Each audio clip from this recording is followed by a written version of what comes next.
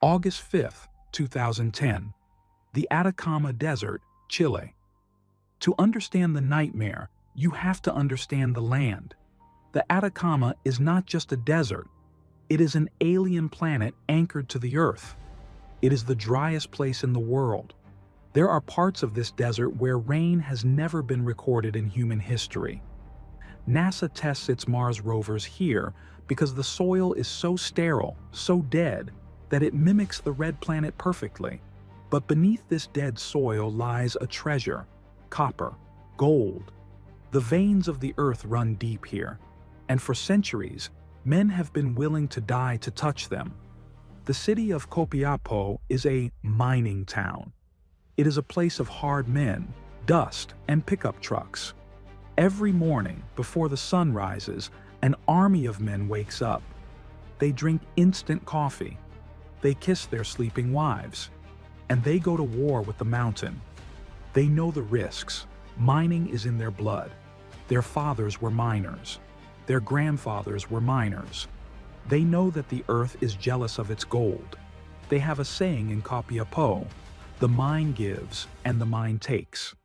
But on this particular Thursday in August, the mine was hungry. The San José mine.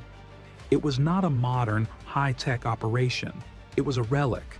It had been operating since 1889. For 121 years, men had been hollowing it out. It was shaped like a corkscrew. Imagine a spiral staircase cut into solid rock, going down and down and down. 5 miles of spiraling tunnels. The deeper you went, the hotter it got. The deeper you went, the more the rock groaned. The miners called it the man-eater. It had a bad reputation. Accidents happened here often. Men lost fingers, men lost legs. In 2007, a geologist was killed by a rockfall. The owners were squeezed by debt. They cut corners. They didn't install enough rock bolts. They didn't reinforce the walls properly. The mine was a honeycomb. It was a block of Swiss cheese made of granite, waiting to collapse under its own weight. But the pay was good. Better than driving a taxi. Better than picking grapes. So, the men kept coming. They ignored the cracks in the ceiling. They ignored the dust. They trusted their luck. 5:30 a.m. Luis Urzúa wakes up. He is 54 years old. He is the shift supervisor. Don Lucho. He is a quiet man, a topographical engineer by training. He is not a loud, boisterous miner. He is a thinker, a planner. He puts on his white helmet. He looks in the mirror. He sees the lines on his face. He has been working in mines for 31 years. He feels a strange heaviness today. He doesn't know why. Maybe it's the mine. It has been talking lately. Loud cracks, like gunshots. The management says it's nothing. Just the mountain settling. Urzúa knows better. The mountain isn't settling. It's straining. But he has a job to do. He has 32 men depending on him. He drives his truck to the mine entrance. The sky is turning purple over the desert. It is cold. The desert morning is always freezing before the heat hits. Mario Sepulveda. Super Mario. He is the opposite of Urzúa. He is loud. He is funny. He is a ball of manic energy. He is the class clown of the mine. He wakes up with a joke on his lips. He loves the spotlight. He loves to talk. But beneath the jokes, he is a survivor. He grew up in poverty. He has fought for everything he has. He views the mine as a beast he has to tame every day. "I'm going to get the gold," he tells his wife. He is the electrical specialist. He knows the mine's wiring better than anyone. He grabs his bag. He kisses his wife, Caddy. "See you tonight," he says. He jumps into the transport bus. He starts heckling the other miners immediately. "Wake up, you ugly bastards! We have gold to dig!" Laughter fills the bus. Mario is the glue. When things get dark, Mario turns on the light. Sitting in the back of the bus is a man who shouldn't be there. Franklin Lobos. In the 1980s, he was a star. a professional football player, a midfielder for the Chilean national team. He played in the 1984 Olympics. He was a hero in Copiapó. But football careers end, the money runs out. And in Copiapó, all roads lead to the mine. Now, the magic mortar drives a truck. He hauls rock from the bottom of the pit to the surface. It is a humble job for a national icon. But Lobos has no ego. He is 52 years old. He just wants to support his daughters. The other miners respect him. "Hey Franklin, tell us about the goal against Brazil again." Lobos smiles. "Focus on the rock, boys. The rock doesn't care about football." Jimmy Sanchez, he is 19. He looks 15. He is the youngest of the group. He has only been working at the mine for a few months. He isn't a miner yet. He is a kid trying to be a man. He has a baby daughter at home. He needs the money to buy diapers. He is terrified of the dark. Every time he goes down the ramp, his stomach knots up. The older miners tease him. "Don't worry, Jimmy. The boogeyman lives on level 100, not level 90. He tries to laugh, but he hates the sounds. The popping of the rock. He sits next to his mentor, looking out the window at the brown desert. He wishes he was anywhere else. 7 a.m. The men arrive at the mine. They go to the change room. They put on their orange jumpsuits, their reflective vests, their heavy boots. They strap on their belts. On the belt is the self-rescuer, a small metal box. Inside is a chemical oxygen generator. If there is a fire, the safety briefing says, this will give you 30 minutes of air. 30 minutes. But the mine is 700 meters deep. It takes an hour to drive out. If there is a fire at the bottom, 30 minutes is a joke. The men know this. They call the box the coffin weight. They grab their lamps. They line up for the briefing.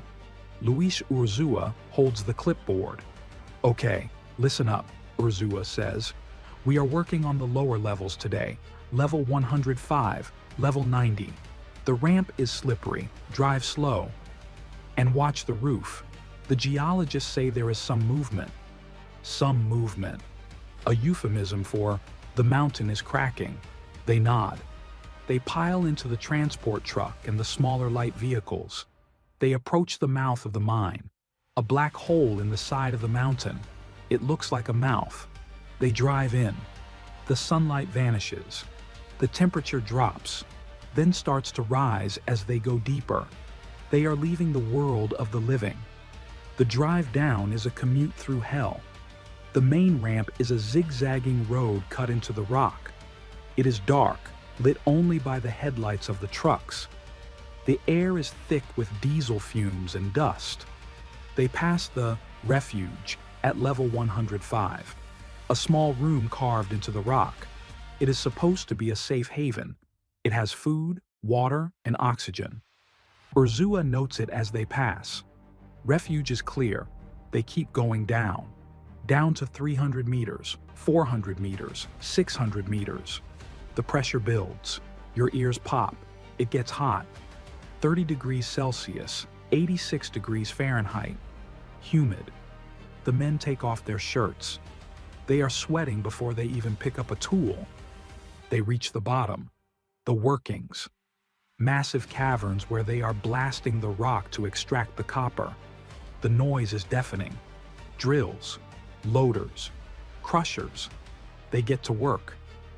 Mario Sepulveda starts checking a fuse box. Franklin Lobos starts his truck engine. Jimmy Sanchez grabs a shovel.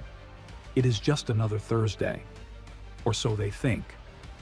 But above their heads, inside the heart of the mountain, a single crack is starting to run, like a zipper opening on a pair of jeans.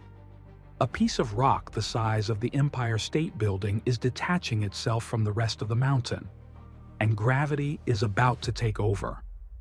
August 5th, 2010, 11 a.m. 3 hours before the end of the world. The men are working deep in the belly of the mine. But the rhythm is off. The mountain isn't just settling, it is screaming. Franklin Lobos, driving his truck on the ramp, feels vibrations through the steering wheel. It isn't the engine, It is the road. Deep inside the rock, millions of years of geological pressure are reaching a breaking point. Luis Urzúa is in his pickup truck near the workshop area. He hears it. Crack. It sounds like a thunderclap, but it comes from inside the walls. Dust trickles down from the ceiling mesh. A few miners look up. "Is that blasting?" someone asks. "No blasting scheduled until shift change," Urzúa says. He picks up the radio. He calls the surface. "Surface, this is Lucho. We have heavy noise down here, heavy movement." The voice from the surface crackles back. "Copy, Lucho, we'll monitor." They don't tell them to evacuate. Production must go on. The quotas must be met. The men go back to work, but they keep looking at the ceiling. They feel like mice inside a wall that is about to be hit by a sledgehammer. 1:50 p.m. The geological event begins. It is not a cave-in where a few rocks fall. It is a structural failure of the planet. A single block of diorite rock, later estimated to weigh 700,000 tons, shears off from the rest of the mountain. This rock is the size of a 45-story skyscraper. It is so heavy that when it starts to move, it doesn't just fall, it compresses the air below it. It acts like a piston in a giant engine. Gravity takes hold. The block begins to slide down the spiral of the mine, crushing the tunnels like paper straws. 2 p.m. The explosion hits. It isn't fire, it is air and dust. The falling rock pushes a shockwave of compressed air through the tunnels at hurricane speeds. Franklin Lobos is driving his truck halfway down the ramp. Suddenly, his windshield turns white. A wall of dust hits him. The pressure pops his ears. He slams on the brakes. What is that? A bomb? Deep at the bottom, near the refuge, the men are thrown to the ground. The noise is indescribable. It is the sound of the earth grinding its teeth. Rumble, crash, roar. The lights go out. The ventilation fans stop. Total, absolute darkness. Then comes the dust. They call it the white butterfly. It is fine silica dust. It fills the air instantly. You can't breathe. You can't see your hand in front of your face. Men are screaming, "Help! I'm blind! Earthquake! Earthquake!" They scramble in the dark, bumping into machinery, tripping over rocks. They pull their shirts over their noses. They are coughing, choking on the mountain itself. Luis Urzúa keeps his head. He is near the refuge. He turns on his cap lamp. The beam cuts through the dust like a lightsaber in fog. "To the refuge," he yells. "Everybody to the refuge." The men stumble toward his voice.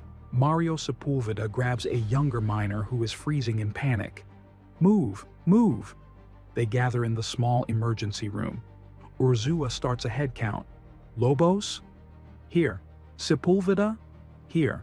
Sanchez? Here." He counts. 32 men. Who is missing? Where is Yoni Barrios? Barrios was the nurse. He was working in a different sector. Minutes pass. Tense. Choking minutes. Then, a figure emerges from the dust cloud. It is Barrios. He is covered in white powder, looking like a ghost. "I'm here," he coughs. 33. They are all alive. But they don't know the extent of the damage yet. They think maybe it's just a rockfall near the entrance. They think they can walk out. The dust begins to settle slightly. Urzúa organizes a reconnaissance team. "We need to check the ramp," he says. "We drive up, we see how bad it is." Urzúa jumps into a truck with Mario Sepulveda and a few others. They drive up the spiral ramp. They pass level 190, level 200. The road seems intact. Hope rises. Maybe we can squeeze through. Then, they turn a corner at level 350. The headlights hit something. It isn't a pile of rubble. It is a smooth, sheer wall of rock. The ceiling and the floor have met. The tunnel is gone. Urzúa gets out of the truck. He touches the wall. It is solid granite. He realizes with horror that the tunnel didn't just collapse. The mountain shifted. The ramp is sealed. They are trapped 700 meters, 2,300 feet underground. Mario Sepulveda kicks the rock. "No, no!" he screams. He grabs a rock and throws it at the wall. It bounces off. The mountain doesn't care. There is one hope left. The ventilation shafts. The chimneys. These are vertical shafts designed to bring air in. According to the safety protocols, these shafts are supposed to have ladders. Emergency escape ladders. Urzúa looks at the map. "The chimney," he says. We climb out. It is a long climb, hundreds of meters, but they can do it. They drive to the base of the ventilation shaft. They look up. They see a circle of blackness. They see the metal rungs of a ladder. "Thank God," Urzúa whispers. He sends a scout up. The man climbs. 10 meters, 20 meters. Then the man stops. "Boss," he yells down. "What is it?" "The ladder ends." "What do you mean it ends?" "It just stops. There's nothing." The owners of the mine never finished installing the ladders. They built the first section to pass inspection and then stopped to save money. The shaft is just a smooth vertical tube. Urzúa stares up into the dark. He feels a cold rage. This isn't an accident anymore. It is a crime. The missing ladders are a death sentence. "Get down," Urzúa says quietly. We go back to the refuge. They return to the group. The 33 men are sitting on the floor of the refuge. It is a small room, about 500 square feet. It is hot, 90 degrees Fahrenheit. They look at Urzúa. They are waiting for him to say, "Move the rocks, we're leaving." Urzúa takes off his helmet. He looks at them. "The ramp is blocked," he says. "The ladders are gone." Silence. A heavy, suffocating silence. Some men start to cry. Jimmy Sanchez, the 19-year-old, curls into a ball. Mario Gomez, the oldest miner, 63 years old, looks at his hands. He has lost 3 fingers in previous accidents. He knows the mine. "We are buried," Gomez whispers. "We are buried alive." Panic starts to bubble up. Some men want to take the dynamite and blast the wall. "We'll blow our way out." "No," Urzúa shouts. "If you blast, you'll bring the rest of the mountain down on our heads." "We have to wait." "Wait for what?" Mario Sepulveda yells. "To starve?" Urzúa stands up on a crate. "We wait for rescue," he says firmly. "They know we are here. They will come. But until then, I am in charge, and I am declaring martial law." Night falls on the surface, but down there, time has stopped. Hunger sets in. They check the food supply in the refuge. It is meant to last 48 hours for a small crew. There are 33 men. The inventory is terrifying. 2 cans of tuna, 1 can of salmon, 1 can of peaches, 1 can of peas, 18 liters of milk, some of it spoiled, about 90 liters of water. That is it. Urzúa does the math. If they eat normally, the food is gone in a day. If they are trapped for a week or 2 weeks. "We ration," Urzúa commands. 1 spoonful of tuna every 48 hours. 1 sip of milk. The men look at the tiny cans. They realize that starvation will kill them long before the air runs out. They sit in a circle. Urzúa opens the first can of tuna. He carefully measures out 33 teaspoons. It is a pitiful amount. They eat it slowly, savoring the oil. Then, they lick the spoon. It is the last meal they will have for 2 days. They lay down on the dirty floor. They turn off their lamps to save batteries. Total darkness envelops them. And in the dark, the mountain groans again. August 6, 2010. The surface. While the men underground were rationing tuna, the world above was waking up to the disaster. The families of the miners rushed to the mine entrance. Wives, mothers, children. They banged on the iron gates. "Where is my husband? Is he alive?" The mining company was silent. They were overwhelmed. They knew the ladder was missing, but they didn't tell the families yet. The Chilean government stepped in. Lawrence Goulbourn, the Minister of Mining, flew to Copiapó. He expected a standard accident. He found a catastrophe. He stood at the gate and looked at the weeping women. He made a promise that would define his career. "We will not leave until we find them." The families set up tents outside the gate. They lit bonfires against the freezing desert night. They cooked soup. They prayed. A small city began to grow in the dust. They called it Campamento Esperanza, Camp Hope. It became the emotional heart of the rescue.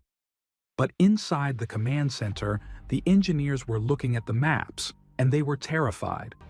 André Sugaray, he was the top engineer from Codelco, the state copper mining company. He was brought in to lead the rescue. He was a man of science. He dealt in geometry and physics. He looked at the blueprints of the San José mine. They were old, inaccurate. The mine zigzagged like a drunken snake. "We have to drill a probe hole," Sugaray said. "We have to hit a tunnel that is 5 meters wide, at a depth of 700 meters. And we have to do it through rock that is shifting and cracking." It was like trying to hit a mosquito with a rifle from a mile away, while blindfolded. Sugaray ordered the drills to start, massive percussion drills. Rat, tat, tat, tat. The sound echoed across the desert. To the families, it sounded like action. To Sugaray, it sounded like desperation. He knew the odds of hitting the refuge were less than 1%, but he had to try. He ordered not one hole, but 9. 9 probes racing into the earth. The plan A of the rescue. Underground. Day 5. The initial shock had worn off. Now the reality set in. They were rotting. The heat was unbearable. 33 men in a confined space generated immense body heat. It was 35 degrees Celsius, 95 degrees Fahrenheit, with 90% humidity. They were naked to the waist, sweating constantly. Fungal infections started to spread. But the biggest threat wasn't the heat. It was chaos.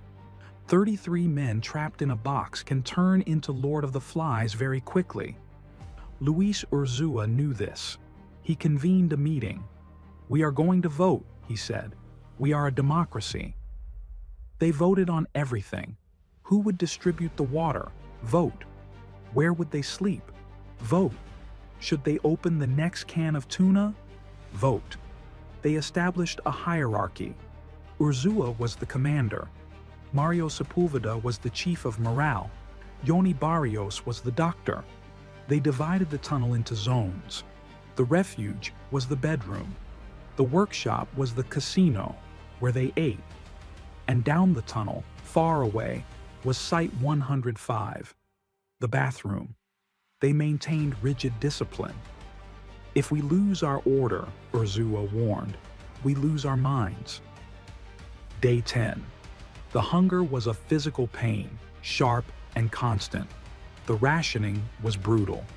1 teaspoon of tuna every 48 hours, 1 cracker, a sip of milk. They would put the tuna in their mouths and let it dissolve, trying to trick their stomachs into thinking it was a meal. They began to lose weight rapidly. Men lost 10 kilos, 15 kilos. Their eyes became sunken. Their ribs showed. They looked like concentration camp victims. The water was the worst part. The fresh water ran out quickly. They had to drink from the industrial tanks of the machines. It was oily. It was dirty. It tasted of radiator fluid. But they drank it. Some men started to give up. Jimmy Sanchez, the kid, stopped talking. He lay on the floor, staring at the rock. Franklin Lobos, the footballer, tried to keep spirits up. He rolled up a pair of socks into a ball. He tried to start a game of football in the tunnel. Pass it here. For 5 minutes, they were men again. Then, the exhaustion hit, and they collapsed. There was no priest down there, but there was José Enriquez. He was an evangelical Christian, a quiet, devout man. As the despair grew, the men turned to him. "Pastor," they called him, "lead us." Every day at noon, Henriquez held a prayer service. He didn't preach hellfire, he preached hope. He read from the Psalms, he knew them by heart. He told them, "There are 33 of us here, but there is a 34th miner. God is the 34th miner. He is holding the roof up." Even the men who were not religious, the hard-drinking, swearing miners, joined the circle. They knelt in the mud. "Lord, get us out. I promise I will be a better father. I promise I will stop drinking." This spiritual glue held them together when the food ran out. It stopped the fighting. It gave them a narrative.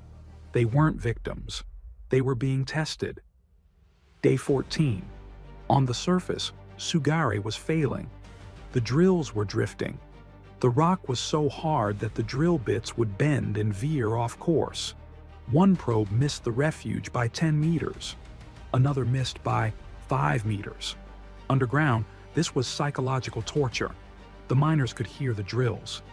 VR, R, R, R, R, R, R. The sound would get louder, closer. "They're coming! They're coming!" They would rush to the wall. They would bang on pipes with hammers. "We are here! We are here!" And then the sound would fade. The drill would pass them by. It was like being in a sunken submarine, hearing the rescue ship pass overhead and knowing they didn't see you.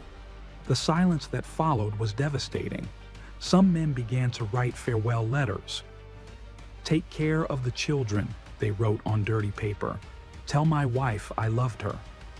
They prepared to die. They agreed that when the end came, they would all go to the refuge and die together.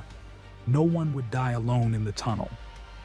August 22, 2010, day 17. This was the deadline. On the surface, hope was almost gone. The engineers estimated that the miners, if alive, would have starved by now. But one drill, probe 10B, was still going. It was at 688 meters.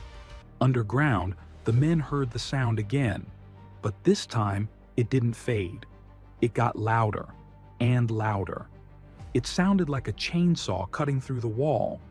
The men gathered around the area near the refuge. They held their breath. Suddenly, the rock wall exploded. Crash! A metal head burst through the ceiling. It spun, spraying dust. Then it stopped. The men froze. Then pandemonium. They screamed. They cried. They hugged the metal drill bit.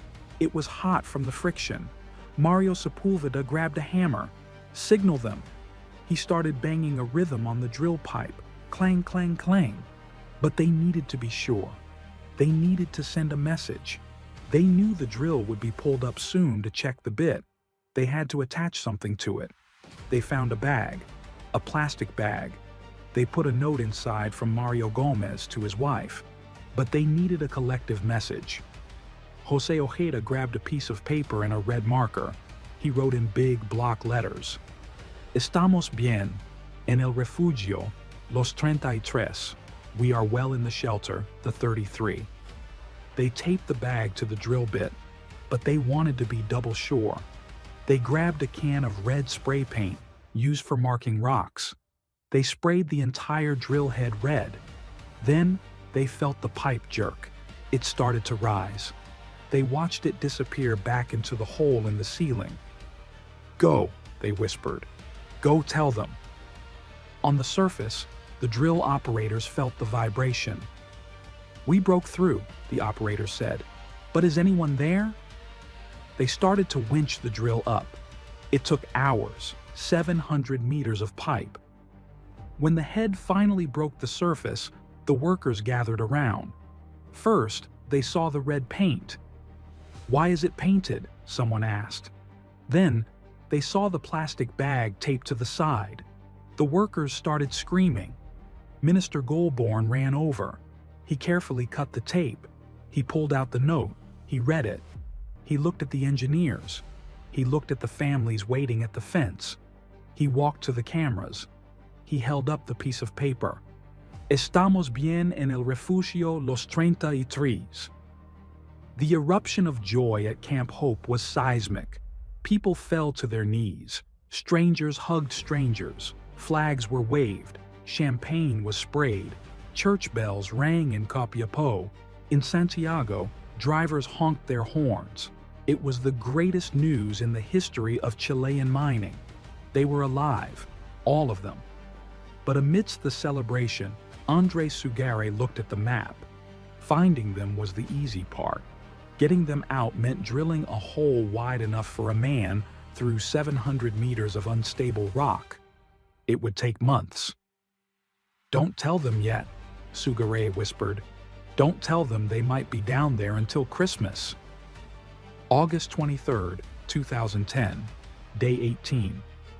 The euphoria of the "we are well" note has faded. Now the engineering reality sets in. They have a borehole connecting the surface to the refuge, but it is tiny, just 12 centimeters, 4.7 inches wide. It is the width of a grapefruit. This hole is now the only lifeline for 33 men. It is their umbilical cord. Andrés Sugaré, the lead engineer, gathers his team. "We have to feed them, hydrate them, and medicate them through this straw." They design the palomas, the pigeons. These are long blue plastic cylinders about 2 meters long. They are designed to slide down the borehole on a cable. The first paloma goes down. It carries glucose gel, rehydration tablets, and a questionnaire. "What is your medical status?" It takes an hour for the paloma to descend 700 meters. When it arrives at the bottom, the miners rush to it like children at Christmas. They open it. They drink the gel. It isn't a steak dinner, but it is calories. They send the paloma back up with letters. The communication loop is established. For the first time, they are not alone. August 25, 2010. The government faces a moral dilemma. The engineers have crunched the numbers. To drill a rescue shaft wide enough for a human, 66 centimeters, through granite will take at least 3 to 4 months. The estimated date of rescue is December 25th. Christmas. The miners think they will be out in a few days. Minister Goldborn argues with the psychologists. "We have to tell them. If we lie to them, and days turn into weeks, they will mutiny. They will lose trust. They need to know the enemy they are fighting." Urzúa is called to the telephone. A hard line dropped down the hole. Goldborn speaks to him. "Luis," he says, "we are doing everything we can. But the rock is hard. The machines are heavy. We are looking at a timeline of months. We hope to have you out by Christmas." Silence on the line. 700 meters down, Urzúa closes his eyes. Christmas? That is 4 months away. He has to tell the men. He gathers them in the refuge. "Gentlemen," he says, "we are not going home next week. We are going to be here a long time." The reaction is devastation. Some men scream. Some throw rocks at the wall. Mario Sepulveda yells, "No, tell them to hurry up." But then something remarkable happens. They stop screaming. They look at each other. They realize that panicking won't drill the hole faster. "Okay," Urzúa says, "if we are here until Christmas, we make this place a home. We clean up, we organize, we survive." The Chilean government realizes this is no longer a mining operation. It is a space mission. They call NASA.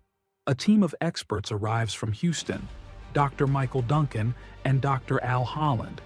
They are experts in keeping astronauts sane in confined spaces. They assess the situation. "It's worse than the space station," Dr. Duncan says. "On the ISS, they have windows. They have zero gravity.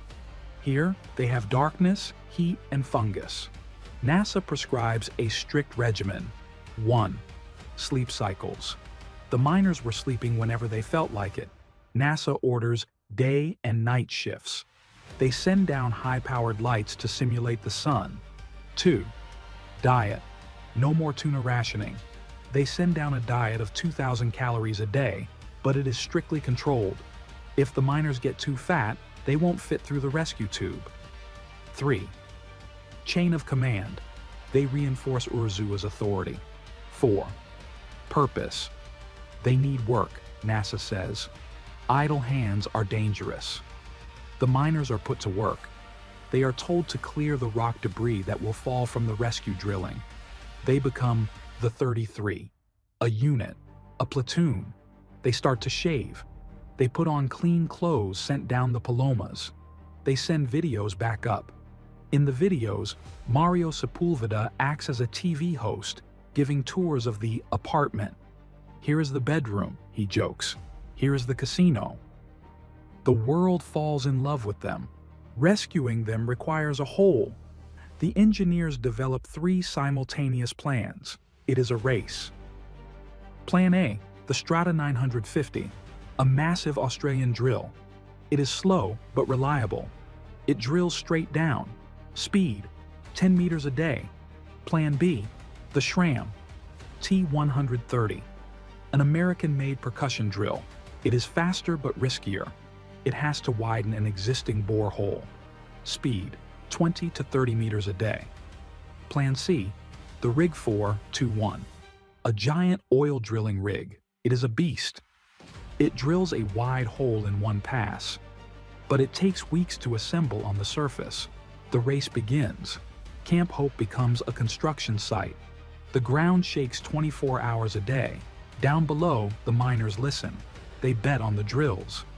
I like Plan B, Mario says. It sounds angry. I like Plan A, Urzúa says. It sounds steady. They are cheering for the machines that will save them. September 2010. Camp Hope has transformed. It is no longer a campsite, it is a global village. 2,000 journalists are there. CNN, BBC, Al Jazeera, CCTV. They interview the wives. They interview the mistresses. Scandals start to emerge. They send gifts down the hole. Football jerseys from Pele. iPods from Steve Jobs. Rosaries from the Pope. The miners become celebrities. But this fame is dangerous. The psychologists warn about the hero trap. They are not heroes, Dr. Holland says. They are victims trying to survive. Don't put pressure on them to perform. But the pressure is there. In the video calls, some miners look exhausted. Yanni Barrios is busy treating skin infections. The humidity is rotting their clothes. Jimmy Sanchez is struggling with depression. The darkness is eating him. The miners start to argue over money. They know books and movies will be made. We split it evenly, they agree. The pact of silence. What happens in the mine stays in the mine. Plan B is winning the race. The Shram T130 is tearing through the rock. It reaches 300 meters, 400 meters. But then, disaster. September 9th. The drill hits a steel support beam inside the old mine workings. Screech. The drill bit shatters. Fragments of steel are stuck in the hole. The drilling stops.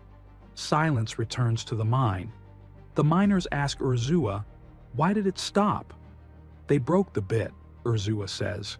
Can they fix it? I don't know. For 4 days, the engineers on the surface fish for the broken metal with magnets and grappling hooks. It is surgery at 400 meters. If they can't clear the hole, Plan B is dead. And Plan A is still weeks behind. The miners lie in the dark, listening. They hear the scratching of the grappling hook. They pray to the drill bit. Come on, Mario whispers. Get out of the way. Finally, on the 5th day, they pull the junk out. The drill starts again. Rat, tat, tat. The miners cheer. It is the sweetest sound in the world. October approaches. The Plan B drill is getting close. The engineers design the capsule that will bring them up. They name it the Phoenix, the Phoenix. It is a steel cage painted in the colors of the Chilean flag. It is tiny. diameter 21 inches. Imagine a metal coffin standing vertically. NASA engineers test it. It will be a tight fit, they say. The ride up will take 15 to 20 minutes. If the capsule gets stuck halfway, there is no way to go down and get them. They will be trapped in a suit of armor inside the rock. The miners are told to exercise. Slim down, the doctors say. If your waist is bigger than 35 inches, you stay down. The miners start running laps in the tunnels. They are running for their lives. They are training for the most important journey of their existence. 5 miles up. October 9th, 2010, 8:05 a.m. Day 65. The Shram T-130 drill, Plan B, is agonizingly close. It is at 622 meters. It has only 2 meters left to go. The operators on the surface slow the rotation down. They don't want to break through violently and cause a rock fall.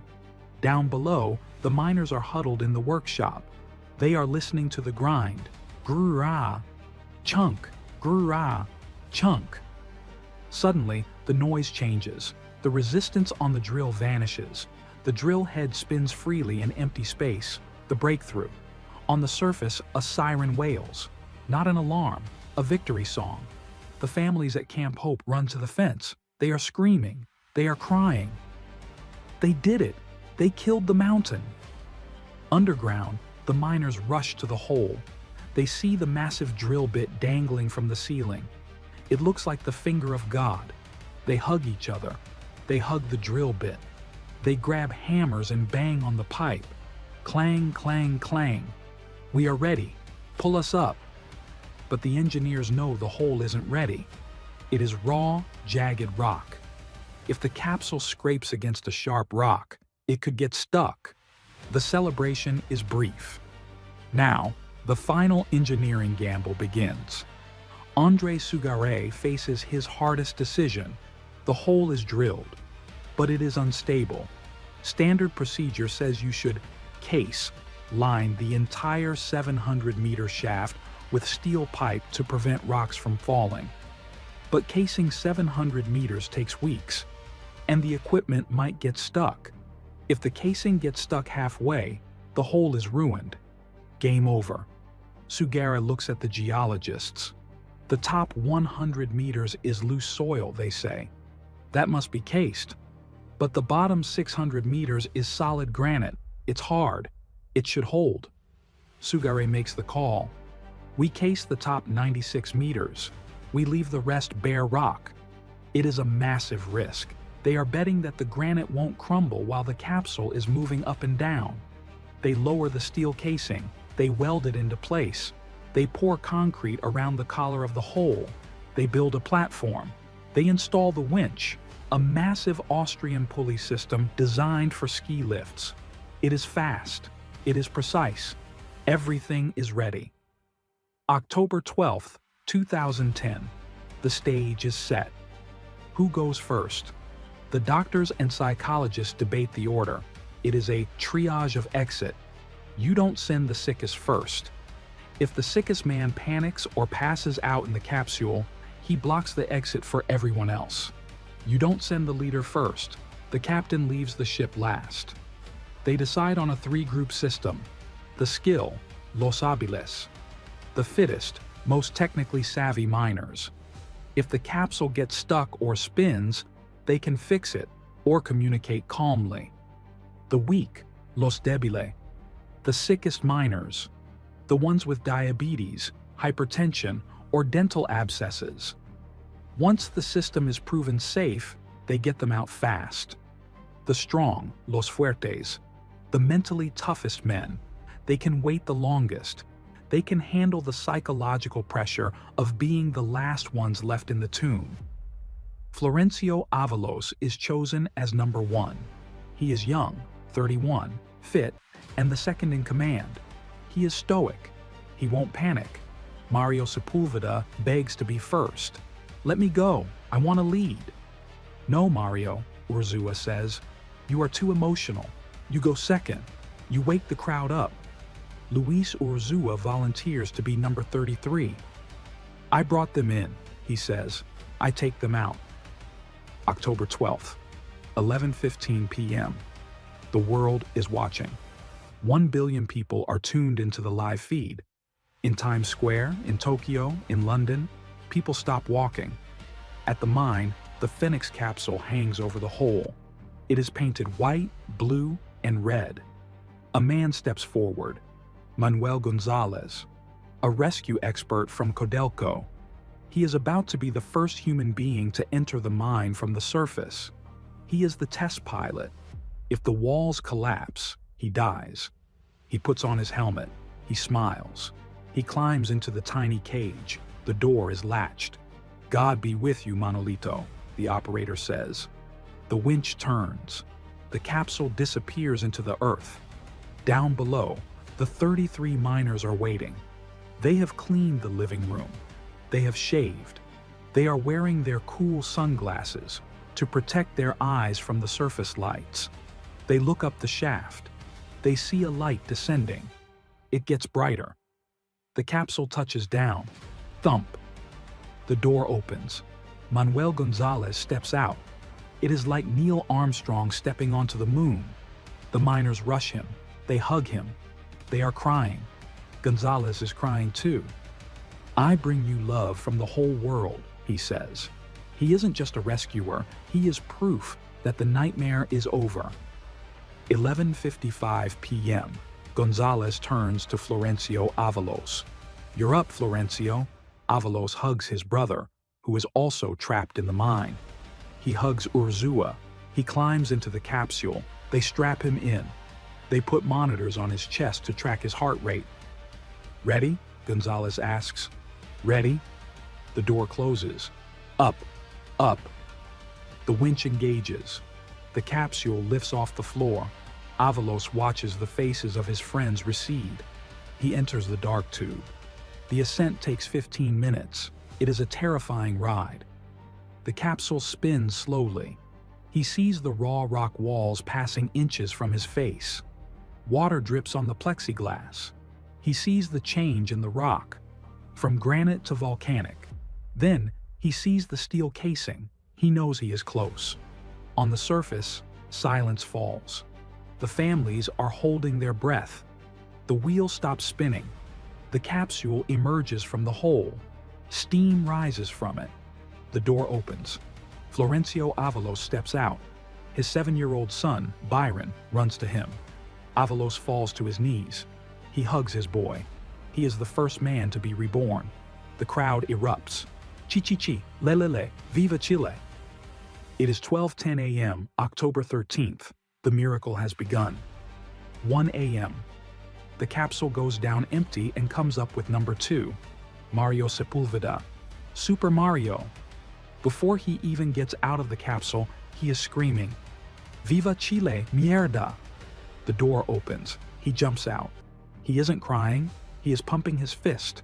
He reaches into a yellow bag he brought with him. He starts handing out rocks. "Souvenirs from hell," he laughs. He gives a rock to the president of Chile. He gives a rock to the minister. He runs into the crowd. He high-fives the rescuers. He leads the chant. Chi, chi, chi, le, los mineros de Chile. It is pure, unadulterated joy. He shows the world that the human spirit hasn't been broken by the darkness. But as he is led away to the medical tent, the smile drops for a second. He looks back at the hole. He knows 31 brothers are still down there. The night turns into day. The rescue enters a rhythm. Every 45 minutes, a man comes up. Number 3, Juan Ilanes, the soldier, calm. Number 4, Carlos Mamani, the only Bolivian. Number 5, Jimmy Sanchez, the kid. He steps out clutching a Chilean flag. He looks terrified of the cameras. His father hugs him. "You're a man now, Jimmy. You're a man." The sun rises over the Atacama. The weak group begins to come up. Mario Gomez, the oldest. He comes up wearing a special mask for pneumonia.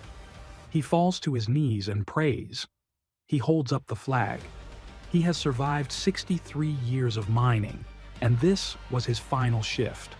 The world watches, mesmerized. It is the opposite of a tragedy. Usually breaking news is about death. This is about life. It is a slow-motion resurrection. But down below, the group is shrinking. The noise of the 33 voices is fading. It is getting quieter. And for the men left behind, the strong, the weight is agonizing. The capsule leaves and the silence returns. They sit in the workshop, waiting for the hum of the winch, wondering if the machine will break before it gets to them. October 13th, 2010, 9 p.m. The rescue has been running for 22 hours. 32 men are safe on the surface. Camp Hope is a party. Confetti is flying. But 700 meters down, it is silent. One man remains, Luis Urzúa. He is standing in the living room of the mine. It is empty. The mattresses are rolled up. The trash is bagged. He walks through the tunnel one last time. He checks the area where they prayed. He checks the area where they slept. He turns off the lights. He is the captain of a ghost ship. He walks to the capsule. The rescuer, Manuel Gonzalez, who stayed down to help load everyone, is waiting. "Let's go, boss," Gonzalez says. Urzúa climbs into the Phoenix. He puts on his headset. "Shift foreman Urzúa to surface," he says. "I am handing over the shift." The Minister of Mining replies, his voice cracking. "Shift accepted, Lucho. Come home." The capsule rises. Urzúa doesn't close his eyes. He watches the rock pass. He thinks about the 69 days, the hunger, the fear, the darkness. He thinks about the moment the rock fell. When the capsule breaks the surface, the noise is deafening. Sirens, cheers, the Chilean national anthem. Urzúa steps out. He is wrapped in a Chilean flag. He hugs the president, Sebastián Piñera. "Mission accomplished," Urzúa says. "I have brought your people home." The crowd goes wild, but Urzúa looks tired. He has aged 10 years in 2 months. There is one person still down there, Manuel Gonzalez, the rescuer. He is alone in the bottom of the world. He looks around the empty cavern. He sees the graffiti the miners left on the walls. "God was with us." He bows to the mountain. "We beat you," he whispers. He climbs into the capsule. There is no one to shut the door for him. He shuts it himself. He is pulled up. When he reaches the top, they put a metal lid over the hole. They seal it. The San José mine is closed forever. The tomb is empty. The days after the rescue were a blur of flashbulbs. The miners were treated like rock stars. They were invited to the White House, to Disneyland, to Manchester United games. They were given motorbikes. They were given money, mostly from private donors. But the psychological crash was coming. PTSD hit them hard. Many of them couldn't sleep in the dark. Yoni Barrios, the nurse, woke up screaming, thinking the roof was falling. Jimmy Sanchez, the kid, couldn't handle the crowds. He locked himself in his room. Mario Sepulveda, Super Mario, became the public face, traveling the world giving motivational speeches. But this created resentment. The pact of silence broke. They fought over money. They fought over movie rights. They sued their lawyers. They sued each other. The brotherhood that had survived starvation couldn't survive Hollywood. They realized that the world loved the story of the miners, but didn't really care about the men. Once the cameras left, they were just unemployed miners with trauma. Most of them never went back underground. Some started selling fruit in the market. Some drove taxis. They struggled to find normal jobs because bosses were afraid they were psychologically unstable. And what about the mine owners? The men who didn't install the ladders? The men who ignored the cracks? There was an investigation. It lasted for 3 years. In 2013, the prosecutor closed the case. No charges were filed. The owners were declared not criminally liable because the accident was deemed unforeseeable. The miners didn't get a payout from the company. They got their lives, but they didn't get justice. Luis Urzúa was bitter. They treated us like heroes, he said, but they didn't treat us like workers.